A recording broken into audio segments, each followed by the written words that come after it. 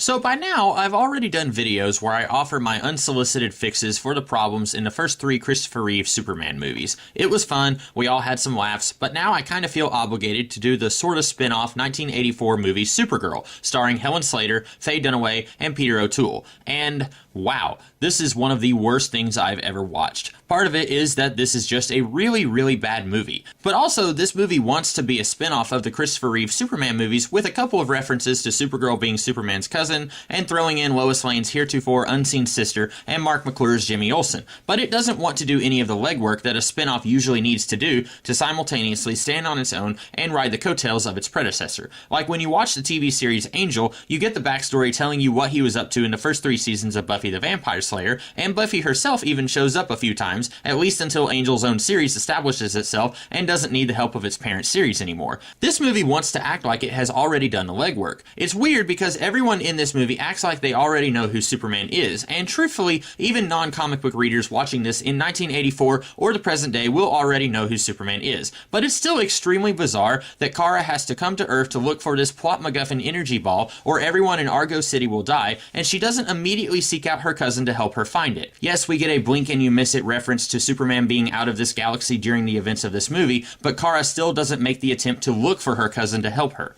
Or for that matter, why does she even put on the costume? Couldn't she have not done that? Made this a stealth mission instead of trying as hard as she can to draw attention to herself? Don't get me wrong, a plainclothes Supergirl movie would be a really weird thing to do, but the plot of this movie doesn't really need her to be in full costume, nor does it explain why she does that. She has no reason to establish a secret identity for that matter, and in fact, doing this and taking algebra classes as Linda Lee in Midvale is a big waste of time, since we are given a time limit on when the people of Argo City are going to die if they don't have the plot MacGuffin energy ball. But it's only kind of this movie's fault. According to your friend and mine, the Internet Movie Database, Christopher Reeve was supposed to be in this movie and was air quotes unavailable. I think that's code for didn't want to be associated with this steaming pile. That didn't stop him from appearing in Superman 3 or 4, but that's neither here nor there. So if the star of the franchise doesn't want to show up to usher in your spin-off, the job of ushering in the spin-off just got a lot harder, yes? Well, it did. But I think we could still do that in my imaginary world where I rewrite this movie. But also, we have to rewrite all of the awful parts of this movie that are just awful and have nothing to do with this being a spin-off. So if you haven't seen the movie, and please keep it that way if you haven't for your own sake, then let me quickly sum up the plot of this movie so we can decide what we're keeping in my fictitious rewrite and what we are tossing. Kara is Kal-El's cousin. She lives in Argo City, which somehow exists in another dimension. Things look pretty good there. Thanks to the shenanigans of a scientist named Zoltar and Kara, this special plot MacGuffin energy ball thing flies out the window and the entire city will die without it. So Kara, probably the least qualified person to go after this thing, goes after this thing. She goes to the town of Midvale where, I poo you not, the plot MacGuffin energy ball lands on the picnic of an aspiring sorceress played by Faye Dunaway and this guy named Nigel who wants to help her take over the world once she hones her mystical abilities. Faye takes the plot MacGuffin energy ball and spends the rest of the movie, I poo you not, trying to make a landscaping guy fall in love with her with a magic spell, but he accidentally falls in love with Kara in her secret identity as Linda Lee. After a few encounters with the evil witch, Kara is thrown into the Phantom Zone where she meets Zoltar, who is there because of his role in the plot MacGuffin energy ball's disappearance. She escapes, he does not, and Kara defeats the evil witch, and I can only assume that Kara takes the plot MacGuffin energy ball thing back to Argo City. Like I said, this movie is a mess. We are looking at a situation much like Superman 3, where I'm tossing about 99% of what the movie gave us and creating something brand new. I'll be keeping 2 characters from the movie that we got. Well, 4 if you count Supergirl's parents, who had about 5 lines of dialogue between the 2 of them in this movie, so I don't really count them as actual characters. And the Phantom Zone will still show up, but other than that, I hope you guys weren't too attached to Supergirl trying on a bra over her clothes, or 27-year-old Mark McClure making out with Maureen Teefey's Lucy Lane. Yes, I know that Maureen Teefey is actually 4 years older than McClure, but her character is supposed to be a teenager, and Jimmy Olsen has been working at the Daily Planet for 6 years, so I'm leaning toward this being creepy. But as far as coming up with a Supergirl spinoff out of the fixes I did for the previous Superman movies, I think we can maybe still come up with something good. So let's begin. We begin with Kara living on Argo City. We won't explain just yet how Argo City is connected to Krypton, or how the citizens survived the destruction of their home planet. All of that exposition will come later in dialogue. Kara is in her late teens, early 20s. She's following in the footsteps of her father, Zor-El, and studying science. Maybe she studies whatever generic science her father specializes in, or maybe she's also apprenticing with her mother, who is a botanist. Her mother, Allura, has been instrumental in the growth of the foliage once Argo City was transported to this dimension. The ecosystem would have been pretty much screwed for the entire city if if it wasn't for Allura making this place somewhat livable. Zor-El is a pillar in the community of Argo City. He's sort of the mayor. He didn't want this position, but he's the right man for the job, kind of like Jack from Lost. He's very intelligent, but likes to keep in the background, so he's not power hungry in the least, which makes him the ideal man to lead the survivors of Krypton, since he's going to be acting in their best interests and not his own. Another equally famous, or maybe infamous, figure in Argo City is Zoltar, who was once part of the Kryptonian Council before the planet blew up. As was established in the first two Superman movies that we got in real life, and in my fix for Superman 2, the Kryptonian Council refused to listen to Jor-El's apocalyptic warnings, and the planet was destroyed. So naturally, Zoltar would feel pretty guilty about that, and has spent the last 30 years trying to atone for his failure to save the entire planet. We will find out that Zor-El was the younger brother of Jor-El, who tried in vain to save the planet. Zor-El believed his older brother's predictions, but his science mentor Zoltar quickly warned him that it would be wise to distance himself from his brother, because people already think that Jor is pretty crazy, which can explain why we never saw or heard of Zor-El in any of the previous movies. Zor-El was young and impressionable, and he listened, but he did secretly try to improve on the Phantom Zone projector so that he could whisk away everyone on Krypton to safety, and somehow pull them out of the Phantom Zone later on another planet. And when Krypton is about to explode, Zoltar, realizing that Jor-El was right, activates this machine. But it was only partially successful, and it only put Argo City into this other dimension. Not the Phantom Zone, but something kinda similar. In the years since this has happened, the people have more or less grown accustomed to their new status quo, but Zoltar has been searching for a way to return the city back to their home dimension, again plagued with guilt. But Zor-El now opposes Zoltar. He speaks for pretty much everyone in Argo City and says that while losing their entire planet and being sucked into a semi-hellish alternate dimension isn't ideal, it's better than death. And trying to put Argo City back in their home dimension will almost certainly mean death for everyone. The citizens of Argo City don't know that the rest of Krypton is destroyed, but Zor-El does have some common sense. He knows that picking up an entire city off of a planet and then trying to put it back is going to be super risky and dangerous. They've made lemonade out of lemons here, and Zor-El doesn't want Zoltar to ruin that for everyone. In fact, since it's been 30-something years, many of the citizens who were born since the destruction of Krypton don't know any other life other than the one here in this dimension, so it would be even more irresponsible to bring Argo City back to their own universe. Ever since Jeff Loeb and Michael Turner reintroduced Kara into the comics in the pages of Batman Superman about 15 years ago, the idea that she was a teenager when Krypton was destroyed and is now younger than Kal-El thanks to time shenanigans has been used in most versions of the character. It was in Smallville, the video game Injustice 2, it's in the current Supergirl TV series, it's pretty much her origin now. But since I am fixing a movie from 1984, that idea has not yet been created in a comic, so I'll be going with the idea that Kara never actually met her cousin since she was born long after Argo City was pulled into this other dimension. Sure, it's been established that in the Phantom Zone time does not pass, but this is not the Phantom Zone, and time does pass here. While Zor-El was in his early 20s when Krypton was destroyed, he's now in his early 50s. Zoltar might have been in his late 40s and is now in his late 70s. You get the picture. Now, while Zor-El wants to believe that everyone is completely happy where they are, the truth is that Kara is not. She doesn't have an unhappy life, but she does want more. Kind of like your typical Luke Skywalker, Ariel from The Little Mermaid, or Belle from Beauty and the Beast type of character. Wide-eyed optimism for what a life of exploring the unknown could hold. But Kara doesn't really think there's any chances of her getting out of the life that she has, because in this dimension, there's nothing. Just Argo City and the people who live in it. But back to Zoltar. Just like before Krypton exploded, Zoltar doesn't listen to the El family. He's gonna make an attempt to undo what he did that brought Argo City here in the first place. But as we've established before in Superman 2, it takes a huge surge of energy to penetrate the dimensional barrier. How they got here in the first place, well, a planet was exploding, but getting back, it's going to be a lot trickier. And with everyone else saying, no, don't do this, leave it alone, he's pretty much on his own. Or is he? In his research, Zoltar has found a way to communicate with the people in the Phantom Zone. Cue our big connection to the previously established Superman movies, Ursa, one of the side villains of Superman 2. Now, hang on a second, Comics Kid 2099, in your fix for Superman 2, Zod and Ursa and Non all lost their powers and were arrested by the FBI. Yes, I did say that, but technically, all Superman did was blast them with red solar radiation from the solar energy reactor core thingy, and being hit by red solar radiation means only a temporary loss of powers. We could probably throw in some dialogue somewhere that the governments of Earth all agreed that keeping the escaped Phantom Zone criminals on Earth was dangerous. Sure, put them in a cell with no windows, but what if they somehow find a way to escape? The entire planet could be devastated in minutes once they all had enough yellow sunlight in their bodies. Safer for everyone if they get thrown back into the Phantom Zone some point off screen in between my fix for Superman 2 and the events of this movie. Now, Zoltar was on the council, so in theory, he shouldn't trust any of the people in the Phantom Zone, but he is desperate, so he seeks out Ursa because of her scientific background. No, in the comics, Fayor Fiora, basically the comic book equivalent of Ursa, was never depicted as a scientist, but I figure why not give her an occupation and a background and some stuff to actually flesh out her character beyond being evil.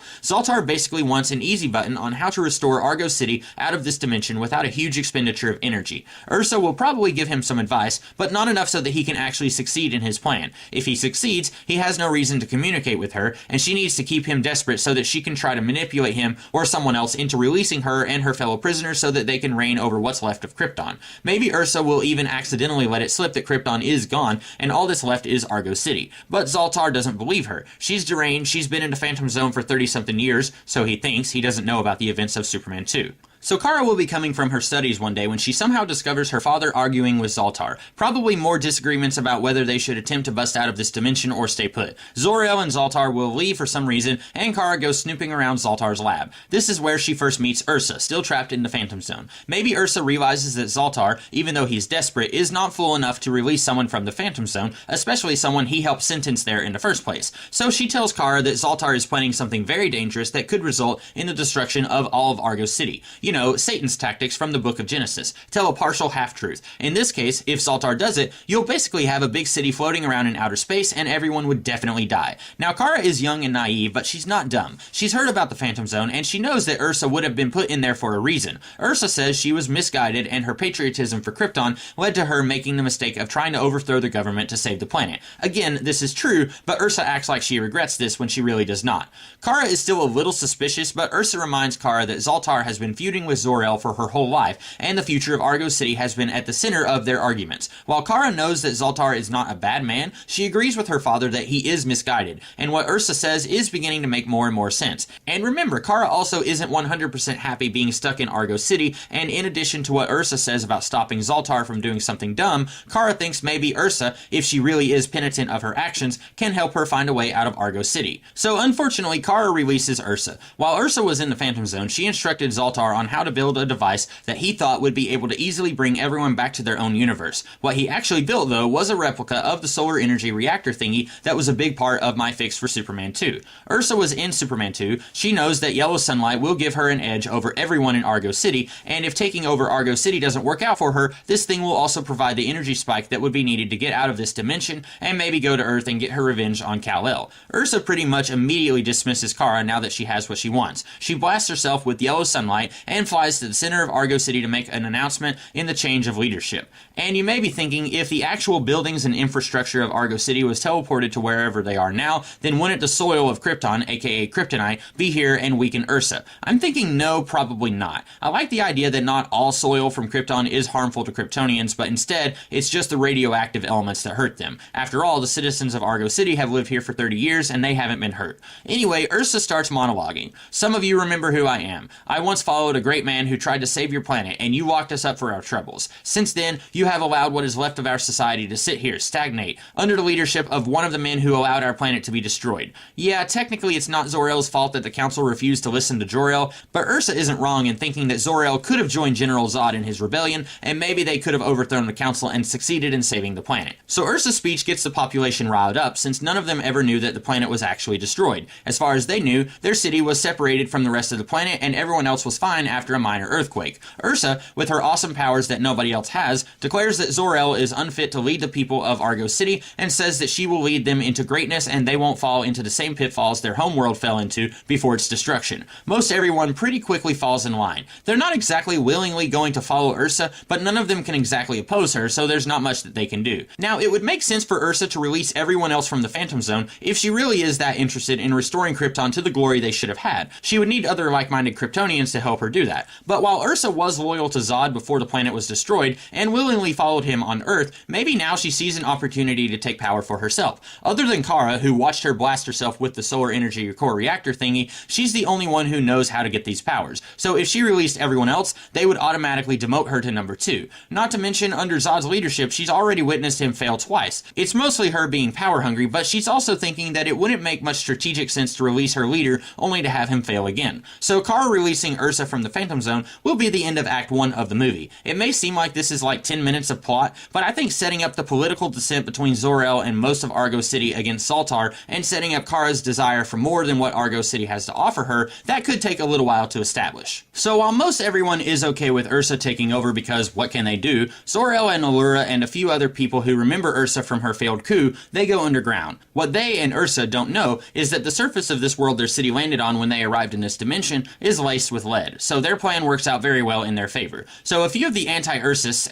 that needs a better name, anyway, they talk about forming a resistance movement, but that talk dies down pretty quickly because even if they did have an army, which they don't because there has been nothing for the people of Argo City to fight since they came to this dimension, Ursa could take on an entire army by herself. They are all pretty confused on how Ursa has these abilities, since none of them know about yellow sunlight or how it affects Kryptonians. Anyway, during all the chaos, Kara made her way below ground also. If Ursa was more politically savvy, she probably would have kept Kara as a prisoner to ensure that Zor-El didn't act up. Even now, just a day or two after her rise to power, she has declared Zor-El public enemy #1, and once he turns up, he will be executed. To keep up appearances with her wanting vengeance for what happened to Krypton, this would be an answer to his crimes against Krypton. But also she knows that Zor-El is smart and has a few followers who aren't falling in line with her new regime. So she needs to eliminate that before it becomes a problem.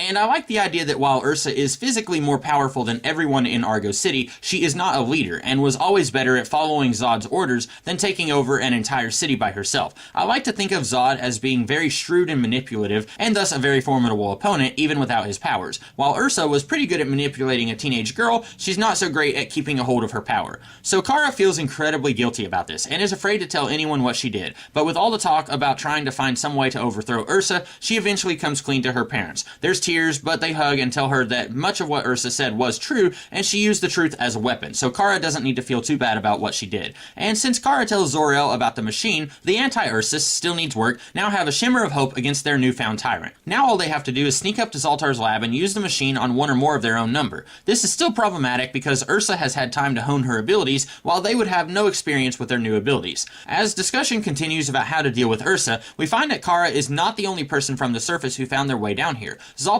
comes in and feels even guiltier about this than Kara did. While he did know better than to release Ursa, he still allowed himself to be manipulated by her, and if he hadn't built the machine she used to give herself her powers, it would have taken her some time to build it herself, and in that time he could have stopped her. At this point, Zoltar and Zor-El will reconcile their differences. Zor-El takes responsibility for not trying to reconcile with Zoltar sooner. Zor believes if the two of them had worked together, they could have built a true utopia of Argo City instead of a bare-bones Lord of the Flies scenario where they were just getting by, waiting for the possible rescue that would never come. I imagine Zor-El really took what Ursa said to heart about Argo City being a stagnant shell of what Krypton once was. So with Zoltar and Zor-El working together, they concoct some kind of red solar microblast to throw at Ursa and weaken her slightly. It's not much of an attack because they don't have the supplies Zoltar had access to when he built the first machine, but they figure it's just enough to stall Ursa while they get to Zoltar's lab and permanently shut off her powers. But while they've been working on these red solar grenade things, Ursa's been getting more aggressive on the surface, and some of the anti-Ursist I'm owning it now scouts have even seen her kill some of the citizens who stayed above ground because of minor infractions.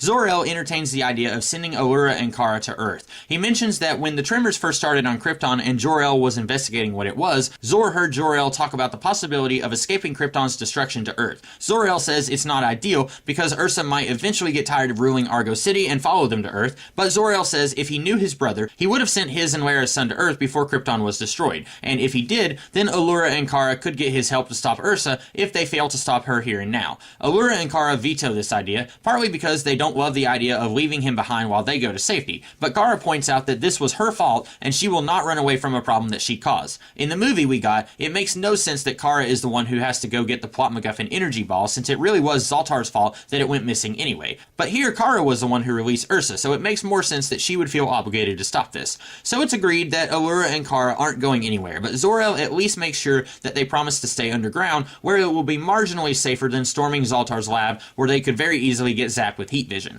Of course Kara lies, again because she caused this and can't sit by while others risk their life for her mistake. So she follows the squad to the surface. They lob a few of these red solar grenades at Ursa and it does slow her down a little bit, but not enough. She sees Zoltar and hits him with heat vision. She starts monologuing again about how she's been angry at Zor-El for not helping save their planet, but it was really Zoltar's fault for refusing to heed Jor-El's warnings. As Zoltar is dying, he has another red solar grenade thing and ignites it much closer to Ursa, slowing her down significantly more. And while Zoltar did this, Kara snuck into his lab and dosed herself with some yellow sunlight. Kara's plan is basically just to distract Ursa so she doesn't kill anyone else, and she thinks someone else can turn Zoltar's machine on red solar mode to undo Ursa's powers. A big fight will break out, and while Ursa has been weakened, she is still an adult fighting a teenager with no experience using her new powers. This is still a PG movie though, so I doubt we'll see her get too bruised up in this fight. Anyway, this is probably the most boring part of the movie, at least if you're just hearing me talk about it and not actually watching it, so eventually someone, probably Zor-El, manages to blast Ursa with red solar energy beam, and she loses her powers. But Kara does not. So then Zor-El makes a speech to the citizens of Argo City about how while Ursa was a power-mad tyrant, some of what she said was true, and he has decided he will step down and let someone else take the lead on helping to rebuild Argo City. But you'll have people in the crowd saying no, they prefer Zor-El continuing to lead them, and it's a happy moment all around. Meeting with Allura and Kara, he'll probably mention that the newly elected council will be helping him find ways to grow Argo City into more than just a settlement of survivors from a dead world and into its own society. They will use the machine to help generate energy for exploration in this dimension, and to help them if and when they decide they might want to establish outposts in their home dimension in a few decades. Realistically, this machine would probably be a problem narratively, since now anybody can get powers like Superman if they choose, and we don't want to have to deal with an entire city with powers like Superman. But hey, remember how I said at the beginning that most people were content where they were? Let's just say that most of them are content where they are. They were probably pretty frightened by what Ursa was capable of, and they are fine not opening that Pandora's box. So they'll be using the machine in much the same way that Star Labs intended to use it in my fix for Superman 2. And with Ursa put away and the people of Argo City re-energized and ready to make something of what's left of Krypton, all that's left is what Kara is going to do. She tells her parents that while she doesn't want to leave permanently, she does want to explore the dimension they came from, maybe visit her cousin on Earth and tell him about Argo City. Her parents tell her that they're very proud of her and all that good jazz, and she promises she will be back. Cue credits. Okay, so while I like what I came up with here, I imagine most people wouldn't be too happy with this movie, but I do think it's much better than the movie that we got. Ideally, if you are going to build a spin-off out of the existing movies, I would love to have seen Christopher Reeve cameo somehow, but that's my post-MCU brain thinking about how easy that is to do now. In 1984, that wasn't nearly as feasible, and trying to keep Superman from helping Supergirl in the plot of this movie is part of the reason that I kept the action in Argo City in my fix, which I am almost certain would not have flown with producers and companies funding this movie. I've read that originally the plan was for this movie to feature Brainiac in multiple planets and lots of screen time in outer space, but that was all rejected after it was initially proposed. I guess they would rather get their product placement from Popeye's Chicken on Earth. But when I decided that I wanted to use Ursa as my connection to the existing Superman movies, I realized I couldn't find a legitimately good reason to move the action to Earth. Why would she go to Earth when she already has Argo City, which is already closer to the Krypton that she wants to recreate? And if they do make it Earth, there's still the problem of where is Superman and why isn't he helping stop Ursa? The other big problem I wish I could have found a way around and just could not is Supergirl's costume. In my fix for the first Superman movie, Martha Kent is the one who makes the costume. Sure, the S symbol is the crest of the House of El, so Kara and her parents can be wearing that throughout the movie, and especially during her big fight with Ursa. But the exact costume that she has in the comics and inexplicably in the movie, I'm afraid not. But if I'm going back in time and making this an actual good movie, or at least better than what we got, then you could have had Supergirl get a costume kind of like what Superman wears if you got a sequel. I don't think the lack of full-on superhero costume is necessarily a problem though. I played this more as a sci-fi movie and less as a full-on superhero movie. Again, looking at the MCU we have today, part of the way they are able to make spin-offs and crossovers work so well is that each film is a different genre, so you're not repeating yourself as much.